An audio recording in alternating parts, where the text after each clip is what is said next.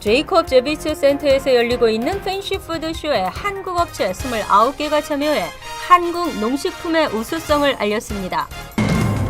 존방 전 뉴저지 포트리 교육위원이 포트리 민주당 위원회 부위원장으로 선출됐습니다. 여론조사 결과 로이조 연방 하원 민주당 후보의 지지율이 스캇 가렛 후보를 앞질렀습니다. 포괄적 이민개혁 법안에 올해 연방 하원 표결이 무산되면서 대통령 행정명령 발동이 촉구되고 있습니다. 뉴욕시 택시들의 택시 미터기 조작이 여전한 것으로 드러났습니다. 이상은 이 시각 주요 뉴스입니다. 여러분 안녕하십니까? KBN 뉴스입니다. 미국 최대 규모의 식품 박람회인 팬시푸드쇼가 제이콥 제비츠 센터에서 열리고 있습니다. 한국 농수산물의 미국 진출 전초기지 역할을 하고 있는 이번 박람회에 한국은 총 29개 업체가 참여해 한국 농식품의 우수성을 알렸습니다. 주성훈 기자가 보도합니다. 힐링을 접목시킨 전통 한방차를 선보인 이 회사는 기존에 걸러내고 우려내는 과정 없이 뜨거운 물만 부어도 건강한 한방차를 마실 수 있는 데다 한방재료 특유의 쓴맛을 없애 건강을 찾는 현지인들의 입맛을 사로잡았습니다. Delicious. Lots of different flavors, lots of spice, and what was there, pine needles, lots of natural sounding things, chrysanthemum. It's exciting. It's a healthy way to relax with a beverage after a long day. Good for relieving stress too, of course. 수년째 박람회에 참가한 김과 알로에로 만든 식품을 선보이는 이 회사는 이번 박람회를 통해 미주 시장뿐 아니라 이곳을 찾는 전 세계 바이어들과의 교감을 키워나가길 바랬습니다. 다른 외국 바이어들을 많이 만나는 게 중요한 거죠. 이게 동부 쪽 말고 이쪽 말고라도 이제 완전 외국 쪽 바이어분들 있잖아요. 뭐 러시아나 인도나 뭐 캐나다나 외국분 바이어들을 많이 만나는 게 중요한 것 같아요. 그래서 한국에서 직접 보낼 수 있게. 올해로 60주년을 맞이하는 팬시푸드쇼는 전 세계 80개국에서 2,400여 개의 업체가 참여하는 미 최대 규모의 식품 박람회입니다. 미주 시장 진출 확대를 위해 올해로 10년째 참여하고 있는 AT식품유통공사는 한국의 전통식품과 건강식품, 음료업체 등 총 29개 업체를 선보였습니다. 미국 시장은 일본, 중국에 이은 한국산 농식품 수출 3위 국가로 최근 꾸준한 증가세를 보이고 있습니다. 요즘에는 건강이나 웰빙이라고 많이 하기 때문에 한국산은 에스닉 푸드의 가장 대표적인 거는 여러 제품이 있는데 이제는 한국이다. 그런 쪽으로 이렇게 많이 이제 바이어들이나 유통업체도 하기 때문에 그래서 한국산 김이라든지 한국산 차라든지 그런 부분에서 굉장히 많이 호감을 많이 갖고 있는 편입니다. 내일까지 제이콥 자비츠 센터에서 열리는 이번 박람회는 미국의 유명 셰프들이 선보이는 한국 음식 시연과 한국의 대표적 건강식인 사찰 음식 시연 등 한국 농식품의 우수성을 뉴요커들과 관광객들에게 각인시킨다는 각오입니다. KBN 뉴스 주성훈입니다. 예전에는 미국에서 한인 정치인을 찾아보기가 힘들었는데요. 이제는 미 전역에서 30여 명이 넘는 한인 선출직 공직자가 활동할 만큼 한인들의 정치력이 신장되고 있는 모습입니다. 뉴저지 제37선거구 민주당 회의에서도 한인 의장이 선출돼 한인들의 정치 참여가 더욱더 활발해질 것으로 보입니다. 금홍기 기자의 보도입니다. 지난 16일 뉴저지주 포트리 민주당위원회 부위원장으로 선출된 존방 전 포트리 교육위원. 부위원장 선출에 이어 지난 24일에는 제37선거구 민주당 회의 의장으로 선출됐습니다. 존방 의장은 37선거구에 출마하는 민주당 후보들 모두 11월 본선거에서 당선될 수 있도록 최선의 노력을 다하겠다며 한인들도 선거 참여를 통해 정치력 신장이 될 수 있도록 함께 노력해달라고 당부했습니다. And that's why now today when I stand here, my job now is to make sure that these individuals and others get elected in November. And as you can see, a lot of these faces, they're not Korean. But it's actually a benefit for the Korean American community. That is my job to make sure that these gentlemen get elected because it makes us part of the process. 민주당 회의 의장은 제37선거구 민주당 후보 결정에 막강한 영향력을 행사할 수 있는 자리로 알려져 있어 주의원급 선거 한인 후보 배출 가능성에도 긍정적인 영향을 줄 것으로 예상됩니다. 한편 방 의장은 지난 26일 크리스적 펠팍 시의원을 제37선거구 민주당 회의 실행위원회 위원으로 선임했습니다. 피터서 현 포트리 교육위원도 버겐 카운티 민주당 위원회 회원으로 재선임됐습니다. KBN 뉴스 금홍기입니다. 한인으로는 사상 두 번째 연방 하원 의원에 도전하는 로이조 변호사. 로이조 연방 하원 민주당 후보 지지율이 상대 후보를 앞서면서 오는 11월 본선거에서 승리할 수 있다는 여론조사 결과가 나와 주목됩니다. 여론조사기관 가린 하트양 리서치 그룹이 뉴저지 5선거구 유권자 404명을 대상으로 조사한 결과에 따르면 로이조 후보와 맞상대인 스콧 가렛 의원에 대한 정보가 모두 제공됐을 때 유권자 46%가 조 후보를 지지한다고 밝혀 가렛 의원을 10%포인트 앞섰습니다. 하지만 두 후보에 대한 어떠한 정보도 제공되지 않은 채 실시된 지지율에서는 조 후보 34%, 가렛 의원 47%로 나타났고 조 후보와 가렛 의원에 대한 긍정적인 내용을 알려준 뒤 실시된 조사에서는 조 후보의 지지율이 1차보다 8%포인트 상승한 42%까지 올라갔습니다. 이어 두 후보에 대한 부정적인 내용까지 제공하고 실시된 최종 여론조사에서는 조 후보가 46%, 가렛 후보가 36%로 나타났습니다.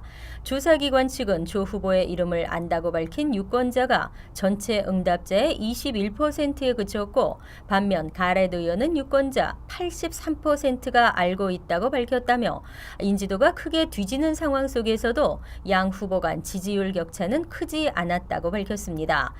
조 후보가 인지도 높이기와 함께 자신의 주요 공약과 가렛 의원의 실정에 대해 알리기에 적극 나선다면 오는 11월 본선거에서 충분히 승리를 거둘 수 있다는 것이 이번 결과의 의미라고 덧붙였습니다. 포괄적 이민개혁 법안에 올해 연방하원 표결이 끝내 무산됐습니다. 팽팽한 줄다리기를 하는 동안 결국 성과 없이 끝나버리고 말았는데요. 무산된 이민개혁안의 결과를 두고도 서로를 비난하고 있습니다. 민주공화 양당을 대표하는 의원들이 이민개혁 법안에 대한 올해 하원 통과는 불가능하다고 밝혔다고 뉴욕타임스가 최근 보도했습니다. 티파티의 강한 반대와 버락 오바마 대통령에 대한 연방 공화당의 불신에 의한 결과라고 신문은 지적했습니다. 민주당이 발의한 이민개혁 법안은 국경 검문 강화와 범죄 기록 등이 없는 불체자에게 시민권 취득 기회까지 부여하는 것을 골자로 하고 있습니다. 법안은 1년 전 상원을 통과했으나 공화당이 장악하고 있는 하원에서는 논의조차 하지 못했습니다. 민주당은 그동안 다양한 방법을 동원해 표결을 추진했지만 공화당과의 입장차를 좁히지 못했고 공화당은 보다 강력한 국경 단속을 요구하며 포괄적 이민개혁보다는 세분화시켜 부분적으로 처리하는 방안을 제안했습니다. 끝내 무산된 이민개혁 법안에 대해 양당의 공방은 계속됐습니다. 민주당의 루이스 구티에레즈 하원 의원은 이민개혁을 둘러싼 현 정국을 월드컵 축구에 빗대며 공화당은 이제 끝났다, 필드를 떠나라며 레드카드를 제시했고 로버트 군라테 하원 법사위원장은 존재하는 법 규정부터 강하게 시행하라며 당내 여론을 하나로 모으기는 어렵다고 말했습니다. 이에 따라 민주당은 추방 유예를 위한 오바마 대통령의 행정 명령을 촉구하고 있습니다. 최근 뉴욕시에서 승객 몰래 과다 요금을 청구한 택시 운전자들의 적발이 계속되고 있습니다. 시내 구간에서 시외 할증 요금으로 설정해 부당이익을 취하는 수법이 만연한 것으로 나타났는데요. 택시 리무진 위원회는 벌금과 함께 택시 면허를 취소하는 등 강력한 처벌로 택시 바가지 요금을 근절할 계획입니다. 택시 리무진 위원회는 지난해 뉴욕시 택시가 시내에서 나소 카운티, 웨체스터 카운티 시외 요금으로 미터기 요금을 설정해 바가지를 씌운 659건을 적발했다고 밝혔습니다. 이 수치는 지난 2012년 2,000여 건보다는 적은 수치지만 아직까지 근절되지 않고 있습니다. 지난 2010년 택시 기사들이 뉴욕 시내를 이동하는 승객들을 상대로 불법으로 시외 할증 요금을 적용해 830 $130만 넘는 요금을 더 챙긴 사건이 발생한 바 있습니다. 이후 59명이 형사 고발당하고 318명이 면허를 박탈당했지만 바가지 요금은 개선되지 않고 있는 실정입니다. TLC에 따르면 이른바 TPEP라는 미터기 소프트웨어로 택시의 GPS 정보를 분석해 부당 이득을 취한 위반자들을 적발했습니다. 이들이 사용한 수법으로는 시내에서 나소 카운티나 웨체스터 요금 코드인 4번을 설정해 부당 이득을 취했습니다. 이에 TLC는 위반자들에게 $100의 벌금을 부과했으며 상습적으로 적발 시 택시 면허를 취소할 방침입니다. TLC는 택시기사가 부당하게 바가지를 씌운 요금을 받게 될 경우 311로 신고해달라며 승객들의 주의를 당부했습니다. 플러싱을 비롯한 퀸즈 일대에서 차량 절도 범죄가 심각합니다.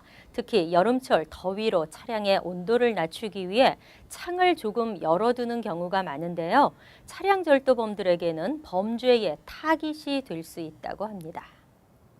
뉴욕시경이 최근 발표한 범죄율을 한국일보가 분석한 결과 올해 1월부터 이달 15일까지 플러싱을 관할하는 109경찰서 등 퀸즈 일대 5개 경찰서에 등록된 차량 절도 범죄 건수는 모두 각각 100건을 넘긴 것으로 나타났습니다.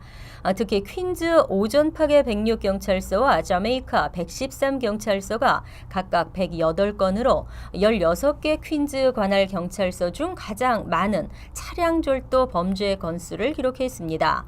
퀸즈 빌리지 105경찰서와 리치몬드 힐 102경찰서에서도 각각 104건과 102건의 차량 절도가 기록됐습니다. 플러싱 109경찰서에서는 모두 101건의 차량 절도 범죄가 발생해 퀸즈 전체 5위에 이름을 올렸습니다. 뉴욕시 전체 77개 경찰서에 보고된 차량 절도는 모두 3,183건입니다. 이 중 이들 5곳의 퀸즈 관할 경찰서의 차량 절도 건수는 523건으로 전체의 16.4%를 차지했습니다. 문제는 최근 차량 절도가 큰 폭으로 증가하고 있다는 점입니다. 플러싱은 지난해 같은 기간 73건의 절도 범죄 건수를 기록해 38.4% 증가했으며 지난해 각각 73건과 48건에 불과했던 106경찰서와 113경찰서 역시 각각 47.9%와 125%로 크게 늘어났습니다. 인류의 기아 문제 언제나 해결될까요? 풍요 속의 빈곤은 이제 현실이 되고 있습니다. 뉴요커 10명 중 6명이 음식을 살 만한 충분한 돈이 없는 것으로 알려졌습니다. 뉴욕타임스에 따르면 배고픔과 싸우는 뉴욕시 연대라는 비영리 단체의 집계 결과 뉴욕시 거주자 6명 중 1명꼴로 식사 제공이 불안정하거나 충분한 음식을 살 수 있을 만큼의 돈이 없는 가정에서 살고 있는 것으로 나타났습니다. 최근 무료 급식차에도 어느 때보다 많은 사람이 몰리고 있습니다. 지난 24일 맨해튼 라피에카의 노숙자 연대 급식차에서는 130명분의 식사가 단 15분 만에 동이 났습니다. 한 시민단체 관계자는 배고픔의 문제는 뉴욕시에서 이미 수십 년 동안 풀리지 못한 고질이라고 말했습니다. 지난 가을부터 저소득층 급식 지원을 위한 연방정부 예산이 삭감되면서 푸드스탬프가 줄어든 것도 영향을 미치고 있습니다. 빌 드 블라지오 뉴욕시장은 빈민들에 대한 식사 제공을 늘리기 위한 조치를 추진해오고 있습니다. 뉴욕시는 지난 5월 푸드스탬프 수혜자를 180만 명에서 메디케어 가입자 등으로 확대하겠다는 계획을 밝힌 바 있습니다. 일할 수 있는 능력이 있고 부양가족이 없는 18에서 49세 성인 4만 6천여 명을 대상으로 일주일에 최소 20시간을 일하거나 직업훈련에 참여하면 매주 평균 $35 상당의 푸드스탬프를 받도록 하는 사업도 진행되고 있습니다. 하지만 일부에서는 이런 기준에 못 미친다는 이유로 뉴욕 시민이 굶는다는 것은 말이 안 된다면서 연방정부가 급식 예산을 완전하게 지원해야 한다는 지적도 나오고 있습니다. 뉴욕주가 에이즈 예방을 위한 공격적인 계획을 세웠습니다. $500만 투입해 감염자들이 쉽게 치료받을 수 있도록 도울 예정입니다. 30년 전 에이즈 진원지였던 뉴욕이 에이즈 퇴치를 위해 500만 달러를 투입하고 에이즈 예방과 치료를 위해 제도를 개정하기로 했습니다. 에이즈 바이러스 감염자를 찾아내 이들이 쉽게 치료받도록 한다는 게 핵심입니다. 뉴욕주는 현재 연간 3,000명에 이르는 신규 에이즈 바이러스 감염자를 오는 2020년에는 750명으로 줄이기로 하고 이를 위해 감염자 적발과 추적, 치료를 공격적으로 해나갈 방침입니다. 뉴욕시는 이를 위해 감염 여부 테스트를 위한 동의 절차를 간소화하고 보건 담당 공무원들이 의사들과 치료를 논의할 수 있도록 법을 개정할 방침입니다. 또 환자들이 치료약을 싸게 구입할 수 있도록 세계 제약회사와 이미 계약을 했고 다른 제약회사들과도 협의를 진행 중입니다. 뉴욕주에서는 에이즈 환자가 15만 4천 명에 이르며 이 중 2만 2천 명은 감염 사실을 모르고 있습니다. 감염을 알고 있는 13만 2천 명 중 6만 4천 명은 바이러스를 억누르기 위한 치료가 필요합니다. 뉴욕주의 연간 에이즈 사망자는 750명 정도입니다. 하지만 오는 2020년이 되면 에이즈 환자가 더 늘어나지 않게 됩니다. 또 750명은 1년에 새로 발생하는 결핵 환자와 같은 수치여서 에이즈도 결핵과 마찬가지로 이제는 전염병으로 분류되지 않을 것으로 뉴욕주는 기대하고 있습니다.